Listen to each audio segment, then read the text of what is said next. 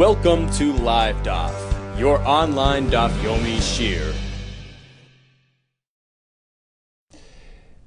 Shalom Aleichem and welcome back to today's DAF Hayomi GITTEN DAF Nun Hey. We begin at the Mishnah, which is 4 lines from the top of the Amid, which will contain several halachos taught to us by Rabbi Yehuda ben Gudgada.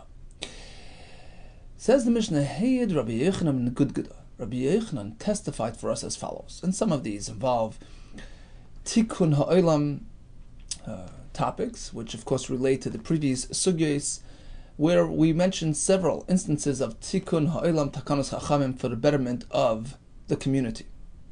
So number one, Heyed Rabbi Yehuda ben Gudgada taught us, number one, Al HaChereshes. She's Siya Aviyah. You have a Chereshes, a deaf mute woman who has no das,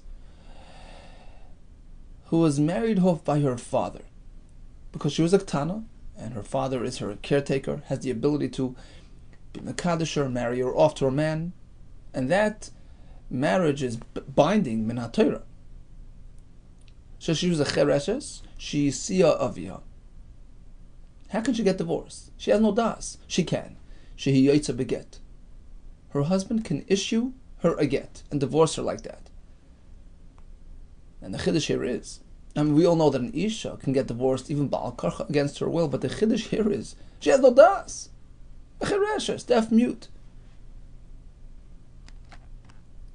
To that extent, we don't need her involvement at all, and she can undergo the get process. Next halacha, val ketana bas Yisrael. We have a bas Yisrael, a non-kohenes, who's still a ketana, but with no father this time. In the previous case, her father was involved in her marriage. In this case, it was just a brother, a mother. So that kiddushin is only midrabanan. Shenisas l'kohen, if she marries a kohen. She'icheles b'truma, she can partake in his truma, even though it's not a valid marriage min HaTorah. And of course, Rashi explains, we're not speaking about truma, which is truma min HaTorah. We're speaking about certain types of truma, which are only considered truma midrabanan. And the Chachamim allow her to partake in those forms of truma throughout this marriage experience. V'imeisan, she passes away. So min HaTorah, who gets her belongings? Her family members, not her husband, who's not legally married to her min HaTorah. Chachamim made atakon. V'imeisan, who gets the Yerusha? Ba'ala Yerusha, her husband inherits her. Because he cared for her, he was married to her, at least midrabanan. Next, Valamorish HaGazel.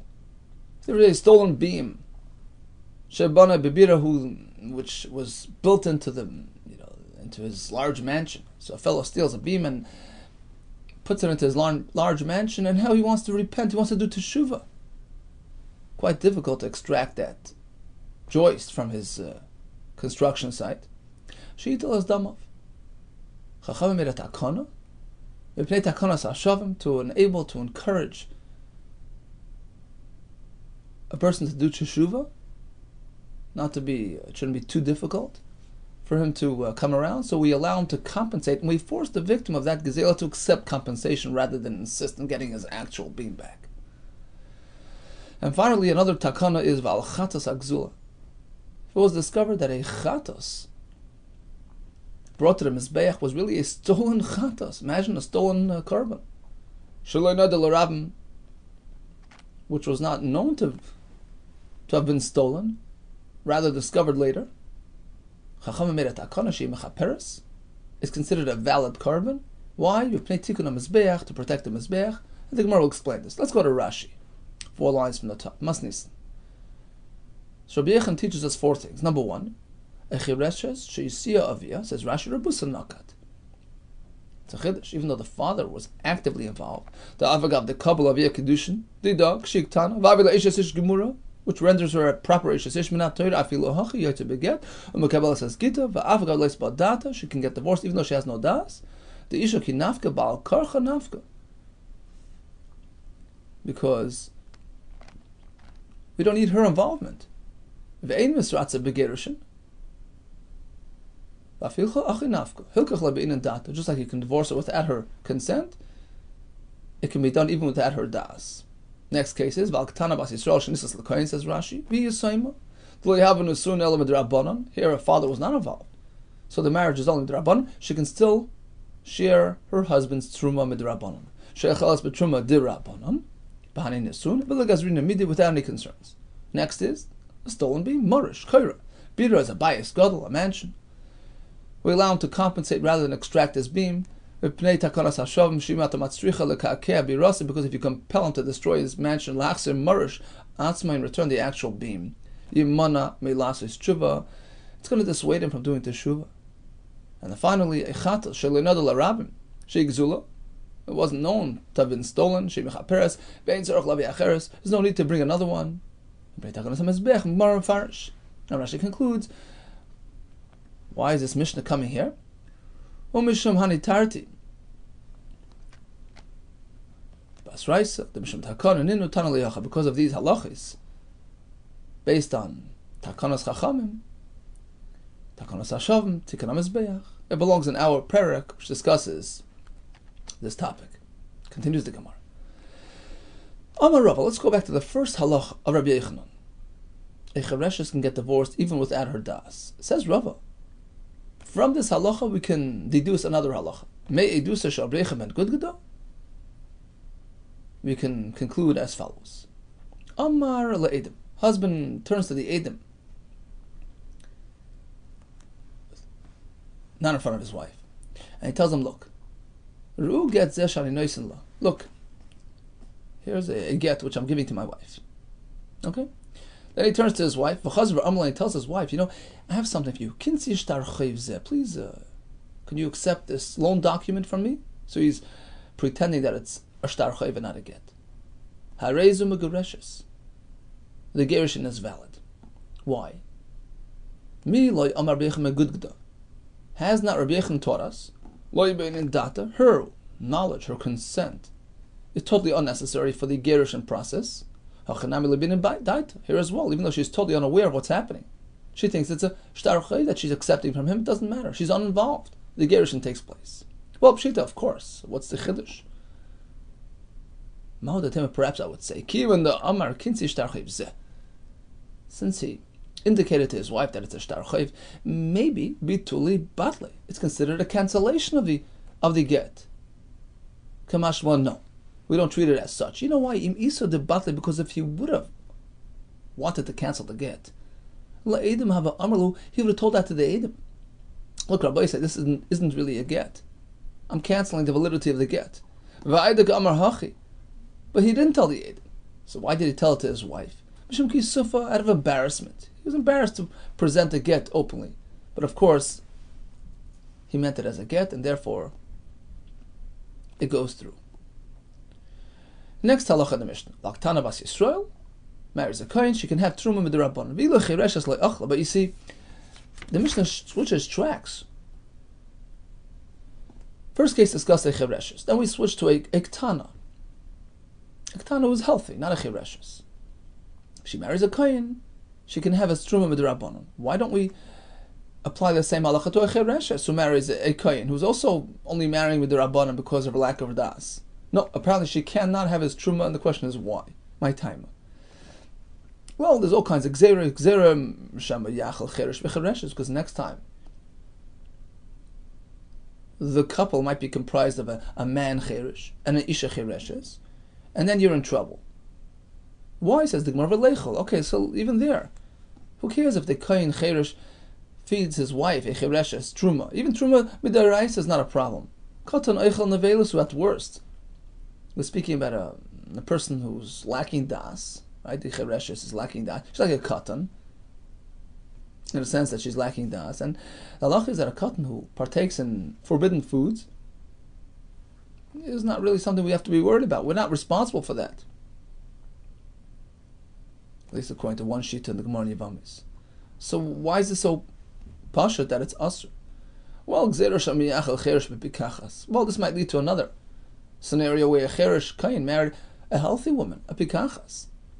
And since he doesn't have the ability to really marry Menataris, he's feeding a truma, counting that she's an Eshes kohen, which she isn't. And that's a problem, because she's an adult, she's a bar das, she shouldn't be eating truma if she's not a kohen. But at the most we're talking about feeding truma d'Rabbanan. So why isn't that okay? if she's married to him midrabanan, she can have truma midrabanan. Well, gzeira shama asila chule b'truma daraisa. You see, one thing might lead to the next. If we allow a chereshes to have truma midrabanan, it might lead us to a case where a cheresh kohen is marrying a pikachas and feeding a truma b'Torah, which is certainly asur for the pikachas. So therefore, when it comes to a cheresh, we say, we don't allow the truma. And that's why the Mishnah, in case number 2, only dictates to us that a Ketana Bas Yisrael married a Kohen can have Truma D'Rabbanan, because as Rashi explains, this cannot lead to any further confusion, because what could happen? It can lead to a Kohen Katan having married a Yisrael Gedolah and feeding with Truma D'Oraisa. You think that might lead to that? No, it can't happen, because as Rashi explains, a Katan man cannot marry anybody, even midrabanan. This whole takana of marriage midrabanan is only by chereshes. The Gemara in Yevamos discusses in detail, but by a young boy, there's no kiddushin, even midrabanan, so there's no chashash that it's going to lead to that type of situation. Case number 3, Val Morish Hagazel Shabana Bebira, stolen beam built into your house. No need to return the whole thing, just pay up. Tanarabanan. It's a machlekes b'shama b'tzilo. Gazel Morish Shabana Bebira. He steals a marish and builds it into his house. If he wants to do teshuvah, there's only one way.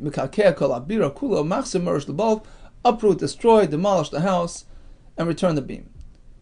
Let's go easy on him. The victim is only entitled to accept payment, to demand payment, in order to encourage teshuvah.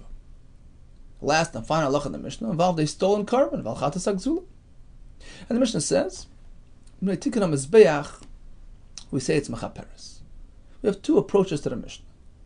Amar Ula, Dvar Torah, you should know that min ha-Torah, bein noida, whether it was known to have been stolen, or bein lo noida, or whether it was not known to have been stolen.